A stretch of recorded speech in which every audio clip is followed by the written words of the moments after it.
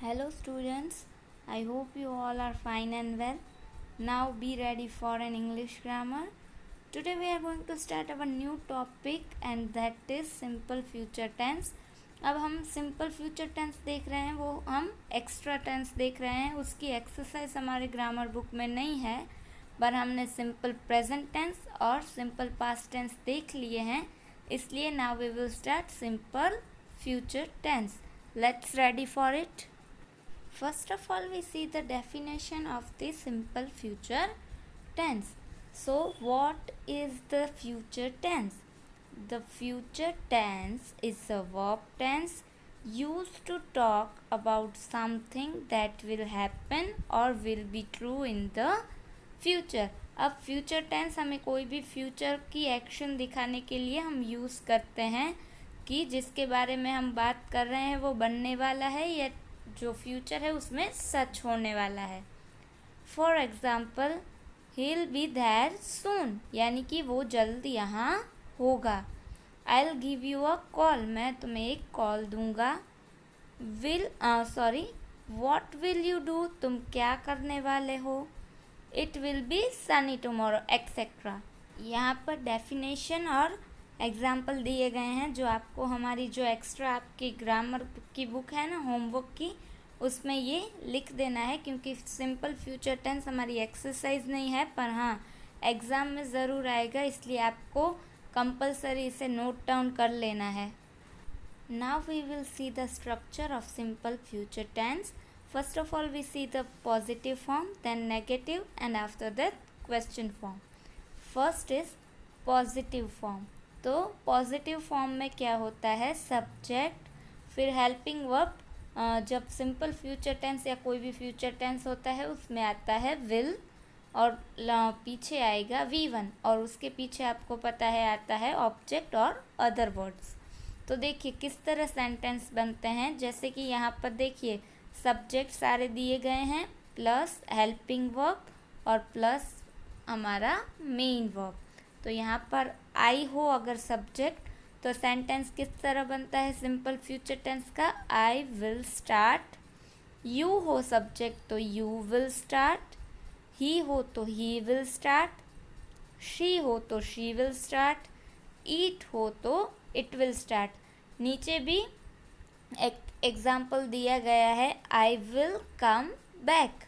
अब negative form देखते हैं. उसमें पहले आता है सब्जेक्ट फिर हेल्पिंग वर्ब विल और नेगेटिव फॉर्म है इसलिए ऐड होगा नॉट और पीछे आएगा V1 and after that object और अदर वर्ड.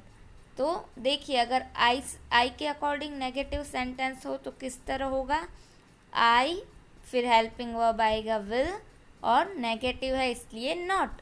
और अगर आप विल नॉट ना लिखे तो हम उसका शॉर्ट फॉर्म भी लिख सकते हैं जो है वॉन्ट और फिर स्टार्ट. तो आई विल नॉट स्टार्ट. अगर यू सब्जेक्ट हो तो you will not start. When subject is he तो आएगा ही विल नॉट स्टार्ट और ही वॉन्ट स्टार्ट.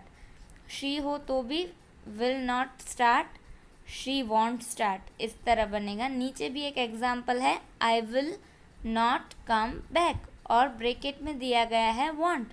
तो हम विल नॉट ना लिखे तो उस तरह भी लिख सकते हैं, I want come back. And the last is question form. तो आपको पता है कि कोई भी क्वेश्चन फॉर्म का सेंटेंस होता है तो उसमें हेल्पिंग वर्ब जो होता है वो आगे आता है और फिर सब्जेक्ट आता है और फिर V1 और जब क्वेश्चन फॉर्म वाला सेंटेंस हो तो उसके पीछे क्वेश्चन मार्क लगता है. और जो भी क्वेश्चन मार्क वाला सेंटेंस है उससे हम क्या कहते हैं वो भी आपको पता है, उससे कहते हैं interrogative sentence. Now we will see examples. अब पहले आएगा हेल्पिंग वर्ब यानी कि विल प्लस फिर सब्जेक्ट आई लेंगे तो विल आई स्टार्ट और फिर आएगा question mark. Will you start फिर क्वेश्चन मार्क. अगर शी के अकॉर्डिंग हो तो will she start, will it start, will we start. इस तरह सेंटेंस बनेंगे. और नीचे भी एक एग्जाम्पल है जिसमें देखिए यहाँ पर एरो भी किया हुआ है कि यू विल की जगह आएगा और विल यू की जगह तो आएगा विल यू कम बैक और पीछे इंट्रोगेटिव सेंटेंस है इसलिए आएगा question mark. Now we will see the all examples according to all subjects. तो आई अगर सब्जेक्ट हो तो पॉजिटिव, नेगेटिव और इंट्रोगेटिव इस तरह सेंटेंस देखिए यहाँ पर दिए गए हैं। ये आपको बॉक्स है हमारी ग्रामर की बुक में, जब आप लिखे तब ये भी आपको बनाना है। तो आई सब्जेक्ट हो तो आता है आई विल कम, ये हमारा पॉजिटिव सेंटेंस। नेगेटिव में आएगा आई विल नॉट कम। और क्वेश्चन इंट्रोगेटिव सेंटेंस हो तो आएगा विल आई कम, और पीछे यहाँ पर इंट्रोगेटिव सेंटेंस नहीं है, पर अगर आप बुक में जब ये जो हमारा बॉक्स है वो आप बना रहे हो तब आपको पीछे इंट्रोगेटिव सेंटेंस है, इसलिए क्वेश्चन मार्क लगाना है। When our subject is you we will make the sentence like this. In positive sentence you will come. In negative form our structure is you will not come. And in interrogative sentence will you come, and after that question mark. अब he हो तो he will come, negative में he will not come, and in interrogative sentence will he come, and after that question mark. ये मैं आपको बहुत बार बता चुकी हूँ कि आप ये बॉक्स जब अपनी बुक में ड्रॉ करें तो आपको पीछे इंट्रोगेटिव सेंटेंस है, इसलिए क्वेश्चन मार्क कंपलसरी लगाना है। ओके, अगर सी हो हमारा सब्जेक्ट तो she will come, she will not come, और क्वेश्चन फॉर्म यानी कि इंट्रोगेटिव सेंटेंस हो तो विल शी कम। फिर इट हमारा सब्जेक्ट होता है तब सेंटेंस इस तरह बनेगा इट विल कम, ये हमारा पॉजिटिव। हमारा negative sentence it will not come, और हमारा interrogative sentence will it come, इस तरह। When the subject is we तो पॉजिटिव फॉर्म में सेंटेंस बनेगा we will come, negative sentence is we will not come, and interrogative sentence is will we come. You देखिए यहाँ पर दूसरी बार क्यों आया है, क्योंकि पहले जो था वो सिंगुलर था, अब ये प्लूरल है तो वहीं सेम सेंटेंस ही बनेगा। और अगर दे हो तो they will come, negative they will not come, और इंट्रोगेटिव हो तो विल दे कम और उसके पीछे question mark. Now we will see some more examples. First is I will not stay this hotel.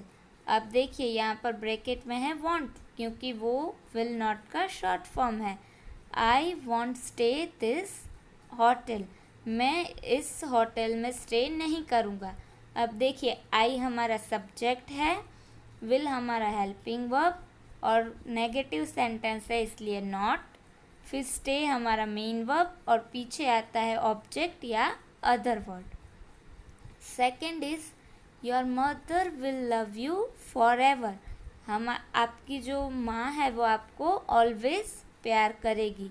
तो योर मदर हमारा सब्जेक्ट, फिर helping verb आएगा विल, और लव हमारा मेन वर्ब, और पीछे आता है अदर वर्ड्स या ऑब्जेक्ट।